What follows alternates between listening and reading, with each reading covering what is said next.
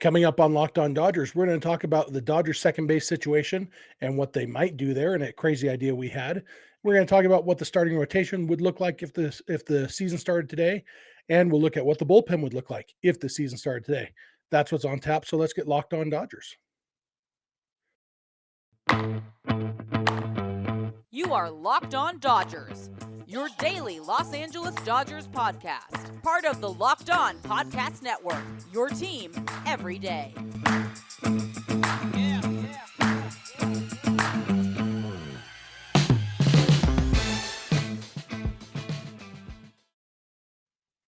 Hello, Dodger fans. Welcome to Locked On Dodgers, part of the Locked On Podcast Network, your team every day. Thank you for making Locked On Dodgers your first listen every weekday morning. Remember, this show is free and available on all podcast platforms and on YouTube simply by searching for Locked On Dodgers. Or even better, go ahead and subscribe wherever you're watching or listening right now, and then you will never miss a day because you know we're not going to. If this is your first time watching or listening, I am Jeff Snyder. My normal co-host is Vince Samperio, although it's just me again for one last day today. Vince is, as I'm recording this, in his car traveling home from Mexico for his funeral for his grandfather. So he got delayed. So it's me for one more day. And then hopefully Vince and I will be back together for tomorrow's episode. Vince and I are both lifelong Dodger fans, just like you are. We've also both spent time covering the Dodgers in the press box and the locker room. So we're not quite insiders, but we bring you the smart fans perspective on our boys in blue every weekday morning. And with that out of the way, let's get started. And as you probably know, for my day job, I write for Dodgers Nation. And so I spend basically all my time thinking about the Dodgers, writing about the Dodgers, talking about the Dodgers. And then, when I'm not doing that, I'm, being a husband and father and whatever else I have going on, but mostly it's Dodger stuff. And I've been thinking about, yesterday's episode, I talked about the Dodgers prospect list, and I talked about what Baseball Prospectus said about Michael Busch and how his value might lie in being a utility player more than a second baseman. And I got to thinking about if the Dodgers, there was a time a couple of years ago, you remember the Dodgers would sometimes go a full season without a set guy at a specific position. And often it was second base. They'd just bounce around. Kike Hernandez played some second base. Gavin Lux played some. Chris Taylor played some. And I started thinking of wondering if second baseman might be that position again in 2023. Dave Roberts has talked about, I've poo-pooed the idea of Mookie Betts becoming the second baseman. There was that talk early in the offseason about if the Dodgers sign Aaron Judge, they can move Mookie Betts to second base. And as I said then, it was a crazy idea that was never going to happen because Mookie Betts is a 6-time Gold Glover in right field. You don't move him to second base to make room for a worse right fielder defensively. There's other places you could put Aaron Judge if you really want to sign Aaron Judge. And obviously they didn't, and they were never going to sign Aaron Judge. And they were never going to move Mookie Betts to second base. But Dave Roberts has talked about the possibility of using Betts at second a little more often as a way of giving him a partial day off. Basically, playing second base is easier than playing right field, less ground to cover, and even just less running to get out to your position. From the third base dugout to right field, it's a lot farther run than from third base dugout to second base. So it's all in all, it's an easier day. So when you want to keep Mookie's bat in the lineup, but give him kind of a day off, it's a great compromise. And if they're going to be doing that, say 15 times in 2023, 15 times they're going to give Mookie a game at second base. That's like, once every week and a half or so. Even that much kind of says, well, you can't really have a set second baseman. At 15, I guess you could. But, if Michael Busch is going to if he's going to be on the roster and sometimes play second base, I started thinking about the Dodgers have a lot of guys who can play second base. They have Max Muncy, who turned himself into a solid second baseman. Now, with the shift band, I don't know. Muncy is very quick for his size. I don't know how much range he'll have at second base, but, I'm not totally sure that he'd be terrible.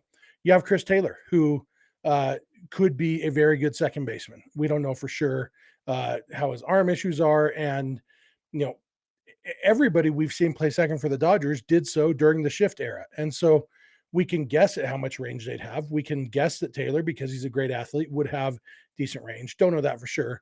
Then you got Busch, you got Betts. You have Miguel Vargas, who, he's mostly a third baseman, but mostly a hitter. And second base is one of the positions they've tried him at to move him around the diamond. And so he could get some time at second base. Gavin Lux could get some time at second base, even if he's the starting shortstop. If they for whatever reason, if they want to have him and Taylor in the lineup and somebody else, they could put Taylor at short for a game, Lux at second base. That's a possibility.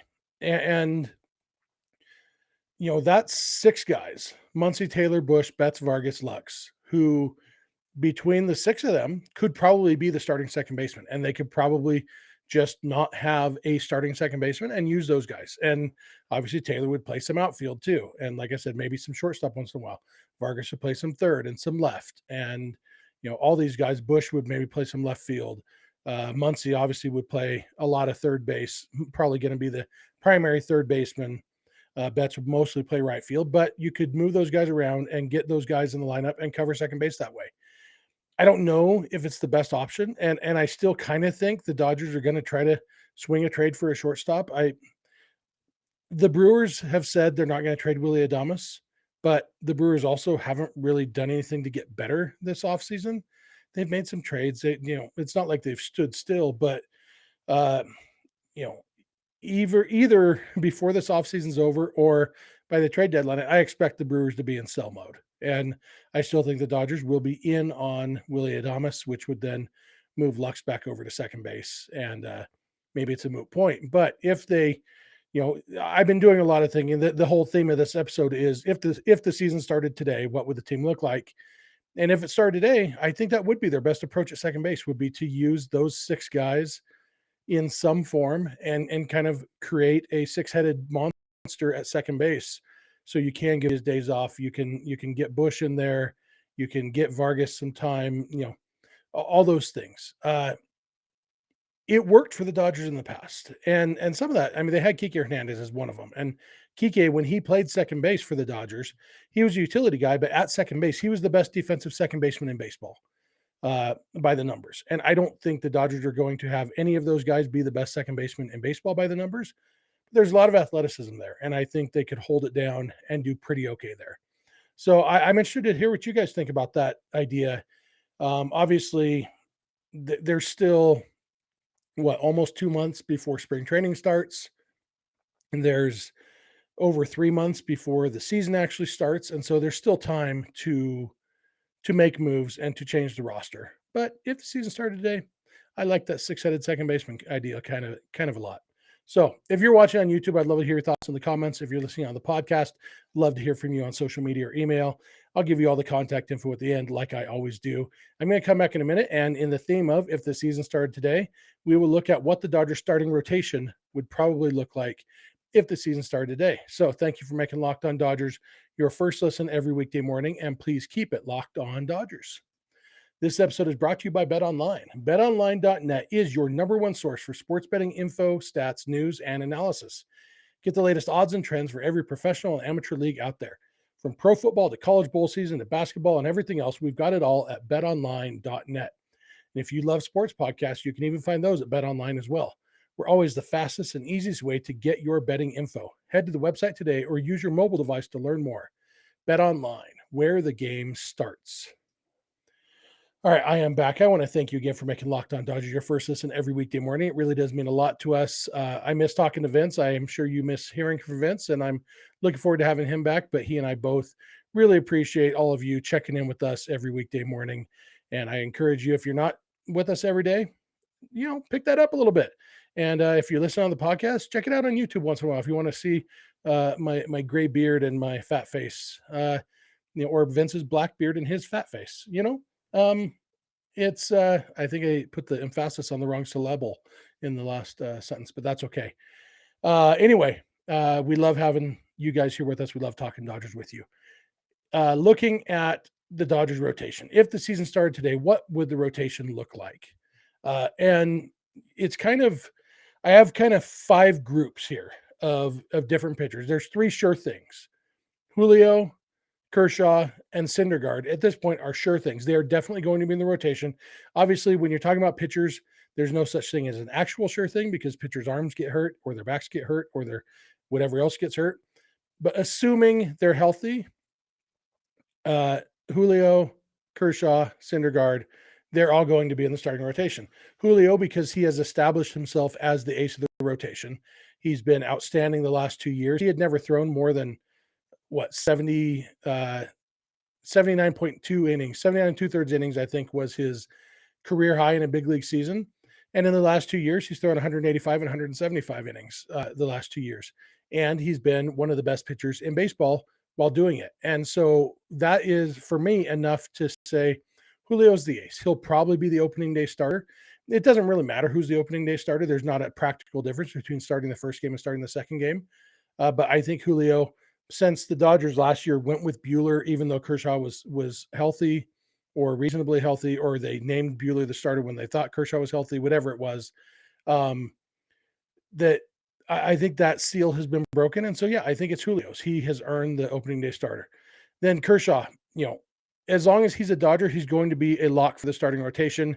When he's healthy, he's still almost as good as ever. His ERA last year is 2.28, lowered his career ERA to 2, which is the best of any starter in the live ball era in history. That's 100 years of baseball, and Kershaw is the best starting pitcher in that time, ERA wise. He's outstanding and awesome when he's healthy. He's not always healthy. Maybe 2023 will be that year where we get a full 32 starts from Kershaw for the first time since 2015. Chances are it won't, but that's okay because when he's healthy, he's very, very good. And if he's healthy, he's going to be in the opening day rotation. And then Noah Syndergaard is a lock because the Dodgers signed him to be a starter. Kind of like, I'm going to talk in the last segment about the bullpen, and Syndergaard and Shelby Miller are kind of similar things. We don't really know how the experiment's going to go, but it's pretty much a guarantee that the experiment is going to happen. And so on opening day, yeah, Syndergaard's going to be in the starting rotation. So those 3 guys are locks. Then we have 2 guys who are almost sure things, and that's Tony Gonsolin and Dustin May. And really both of these guys, if they're healthy, they're probably sure things. The reason I put them maybe a tier lower is because them and healthy maybe isn't even the right word. Dustin May, he came back from Tommy John surgery last year. He pitched and made 6 starts and was hit and miss. He was decent in half of them and not great in the other half. And then he went back on the injured list with lower back tightness and, came back. He was on the roster in the postseason, didn't pitch. And so, I don't know what to expect from Dustin May. And I think spring training will tell us a lot. He'll come out and we'll see how he is health-wise and everything. So I just feel like there's a bigger question mark on him for health and effectiveness than the 3 guys I listed as sure things. And Gonsolin is kind of the same boat. When he was, before he went down with the forearm strain last year, in late August, had the forearm strain, cost him basically the rest of the season. He made one abbreviated start at the very end of the season. But really, he was done after August 23rd or whatever it was. But before that, I mean, he was 16-1 with a 2.10 ERA. He was an all-star and every bit deserving. He was legitimately great last year. He was a legitimate Cy Young candidate before he got hurt. The only reason I don't have him as a sure thing is because he's thrown, 2 innings in the regular season, a little bit in the postseason since that forearm strain. And we don't totally know what to expect from him. And so I'm assuming that Gonsolin will, in spring training, look healthy and effective, but I'm just not quite as sure about that. But if those guys are all healthy, that's your starting 5 right now. That is the rotation. Now, the Dodgers could go with a 6-man rotation. There's pretty much all 5 of those guys have reasons why you might want to go with a 6-man rotation. Like I said, Julio has thrown a lot more innings the last 2 years than he ever had before. And I know it came back to bite him a little bit because it was the lack of innings that cost him the Cy Young Award. But for the team purposes, and that's one of the challenges of the Cy Young Award, is it's an individual award, and not everything that a pitcher can do to earn the Cy Young Award is what's best for the team. And the Dodgers play the regular season expecting to play a full month of the postseason. Now, they didn't this last year. As it turns out, they could have pushed Julio harder because they lost in the first round of the playoffs. But they plan for a long October, and they have to keep the innings available. And that's just kind of the nature of playing for a good team. It's why Sandy Alcantara had the advantage in the Cy Young voting, because he played for a bad team that didn't need to worry about October. but the Dodgers could go with a six-man rotation to give Julio an extra day off most times through. Kershaw obviously could use an extra day off most times through. Syndergaard, we don't know what to expect from him health-wise, but if nothing else, he has an incentive clause in his contract based on innings pitched. So six-man rotation maybe saves the Dodgers some money. I don't think they would do it for that reason, but I do think it would be reasonable to protect Syndergaard with a six-man rotation. May and Gonsolin obviously could benefit from a six-man rotation. So if they went with a six-man rotation, then we get to my next group, which is the ready and reserve group. That's what I call it. And there's three guys here. You got Ryan Pepio, Michael Grove, and Andre Jackson. And all three of those guys, Pepio and Grove, both made 6 or 7 starts each last year for the Dodgers.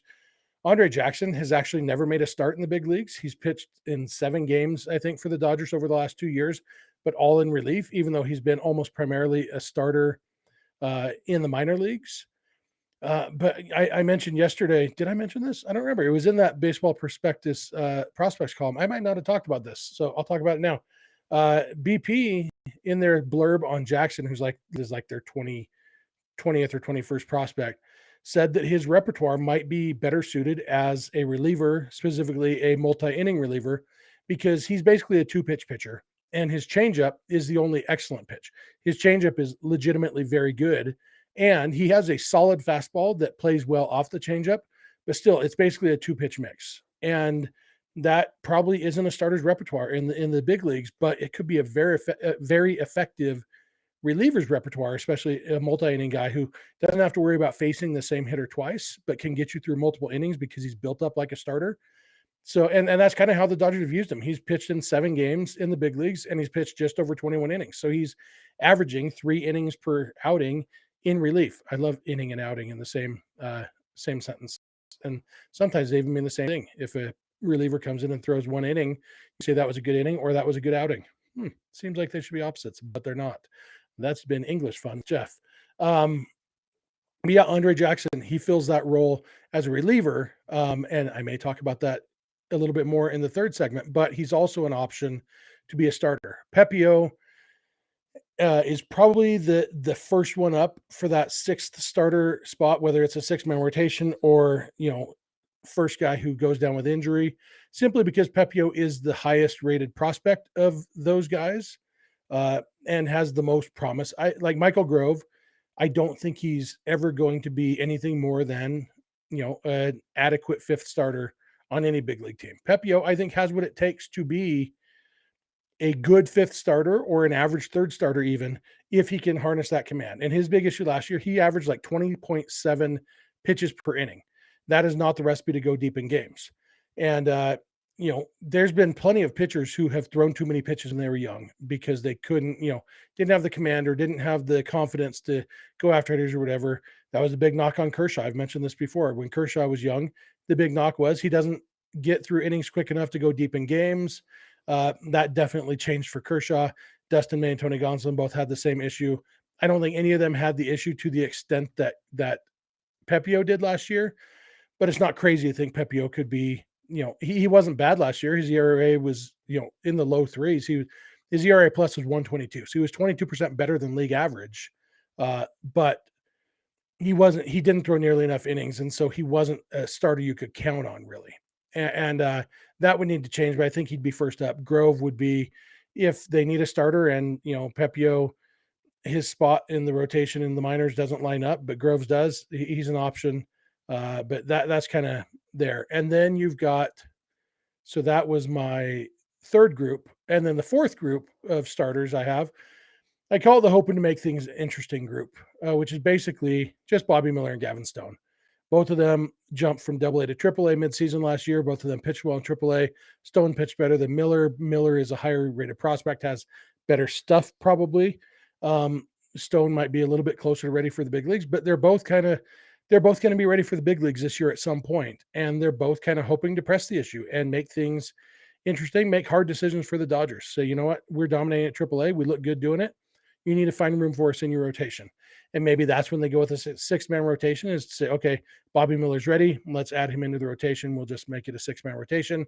Or they come up when guys get hurt. But both of those guys I expect to be pushing to make their debuts. And the reason they're not in the ready and reserve group is because neither of them's on the 40-man roster. And they would require a roster move. And Pepio and Grove and Jackson don't. And so that's why our first up probably if somebody goes down with an injury. But Stone and Miller could definitely press the issue and make things interesting. And then group 5 is Trevor Bauer. He's probably not going to be on the roster. If he is, he'll probably be in the rotation. But even then, we don't know. By the time the season starts, it'll be 20 months since Trevor Bauer's thrown a competitive pitch. He got suspended or got put on administrative leave right after the league cracked down on sticky stuff. So he only had 2 starts after the crackdown. So it's a very small sample, but his ERA before the crackdown was 2.45 and after it was 3.75. Could just be coincidence, but it could be that Trevor Bauer is not as good a pitcher without sticky stuff. And with being off for 20 months, even if he is still on the Dodgers roster, which I'm not getting into that again.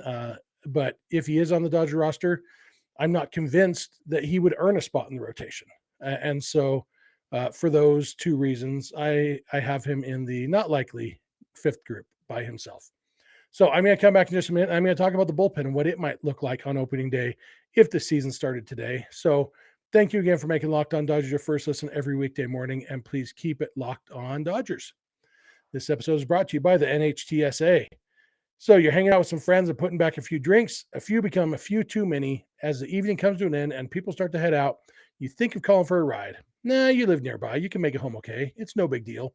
What are the odds you'll get pulled over anyway? And even so, what's the worst that could happen? Your insurance goes up, you lose your license, you lose your job, you total your car, you kill someone. Everyone knows about the risks of driving drunk. The results are tragic and often deadly. However, that still doesn't stop everyone from getting behind the wheel while under the influence. That's why police officers are out there right now looking for impaired drivers on our roads to save lives. So if you think you're okay to drive after a few drinks, think again. Play it safe and plan ahead to get a ride. It only takes one mistake to change your life or someone else's forever. Drive sober or get pulled over. All right, I am back. I want to thank you again for making Locked On Dodgers your first listen every weekday morning. When you're done with this show, check out Locked On Sports Today for your second listen. It's the biggest stories around the sports world in 20 minutes or less, plus instant reactions, game recaps, and Locked On's Take of the Day. Locked On Sports Today, available on YouTube and wherever you get your podcasts. All right, last segment, and we're going to talk about if the season started today, what would the Dodgers bullpen look like? And again, I separated this into groups again, kind of like I did with the starters, different groups, but there's going to be an 8-man bullpen. There's 13-man pitching staff, 5 in the rotation. So you have 8 guys in the bullpen. And there's 6 sure things. And I'm just going to do these guys in alphabetical order, not in order of how good they are, because alphabetical order is easier. So my sure things, and again, with pitchers, sure thing means assuming they're healthy. We got Yency Almonte. He was so good when he was healthy in 2022. He had a 102 ERA in 35 innings. He might not actually be that good, but he definitely figured something out when he came to the Dodgers. So thank you, Jake McGee, for telling Yency Almonte to come to the Dodgers. Next one is Brusdar Graterol. His overall numbers in 2022 weren't amazing, but his last 25 innings, 25 and a third innings, he had a 178 ERA. Even though his strikeout rate didn't go up, his strikeout rate was 7.8 per 9 during that hot stretch and 7.8 per 9 overall. So it was the same, but he gets very weak contact. He's a very good pitcher, even though he doesn't strike out nearly as many hitters as you would expect from a guy who throws as hard as he does. The other downside of Graterol is those 25 and the third innings took about 3 months to do because there were 2 injured list stints mixed in there. And so health is always going to be a question for him too. In fact, everybody on the first 4 guys on my sure things list all have some health concerns. The next one is Daniel Hudson. His season ended early last year when he tore his ACL. He was very good before that, and he has a track record of being a good closer. So I think personally, if the Dodgers do decide they want a dedicated 9th inning guy, I think that should be Daniel Hudson's job because he's done it before, and he's a guy, because of his age and his health, he could maybe benefit from the set routine of knowing when he's going to pitch. I like Evan Phillips as the fireman role, and so I like Daniel Hudson as a closer. Next one is Shelby Miller.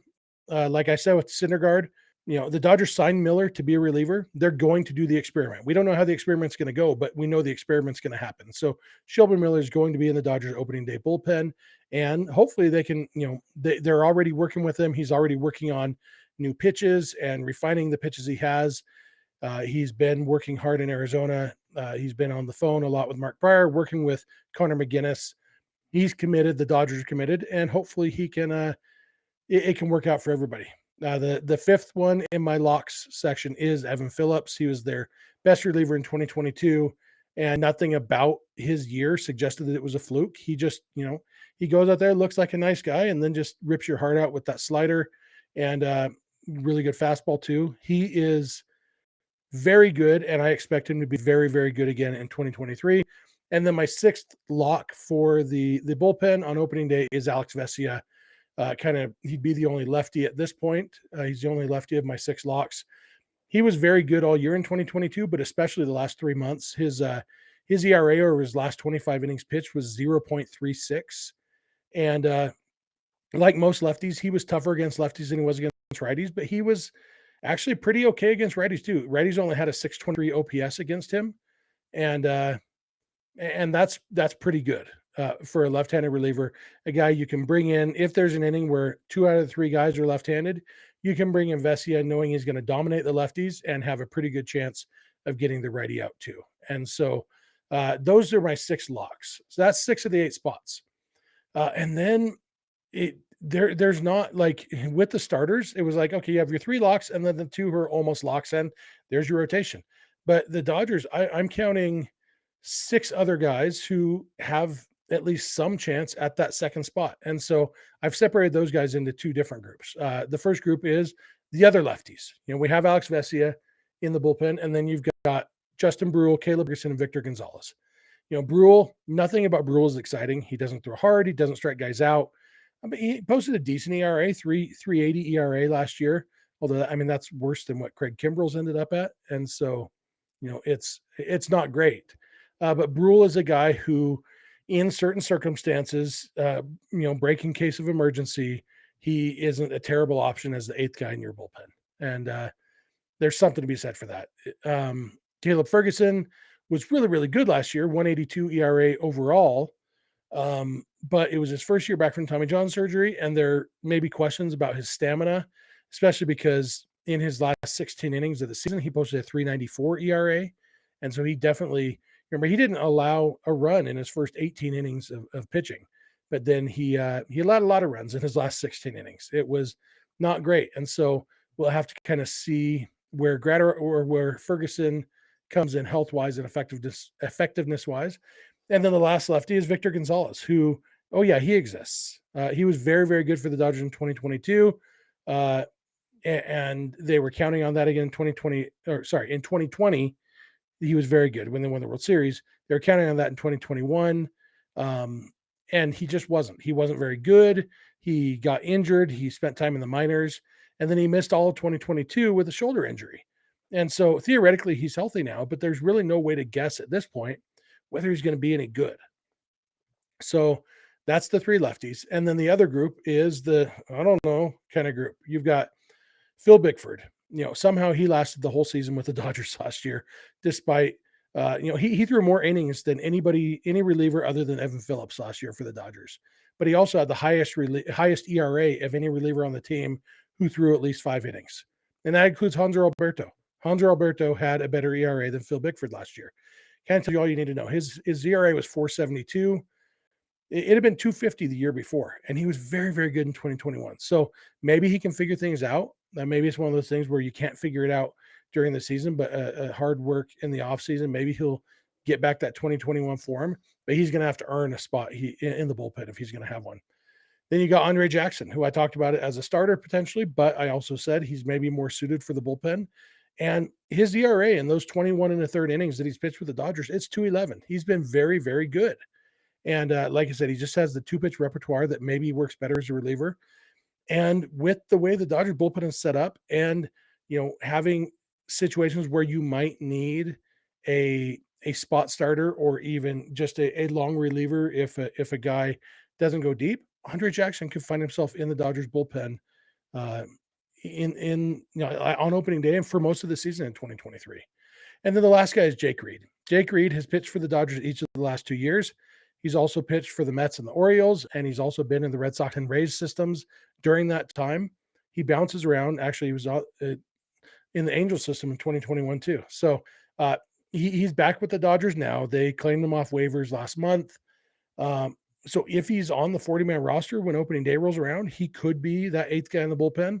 But he's also probably the first guy up to be cut if the Dodgers, sign a free agent and need that 40-man roster spot, or even if they decide to keep Trevor Bauer and need the roster spot for him. Jake Reed is probably the guy who gets cut. But if he's on the 40-man roster, he could maybe see some time in the bullpen. So if I had to guess right now, the opening day bullpen, based on who they have on the roster right now, I'd go with the sure things, Almonte, Gratterall, Hudson, Miller, Phillips, and Vesia. And then I'd go with Caleb Ferguson and Andre Jackson, I think. That would be my 8-man bullpen based on what they have right now.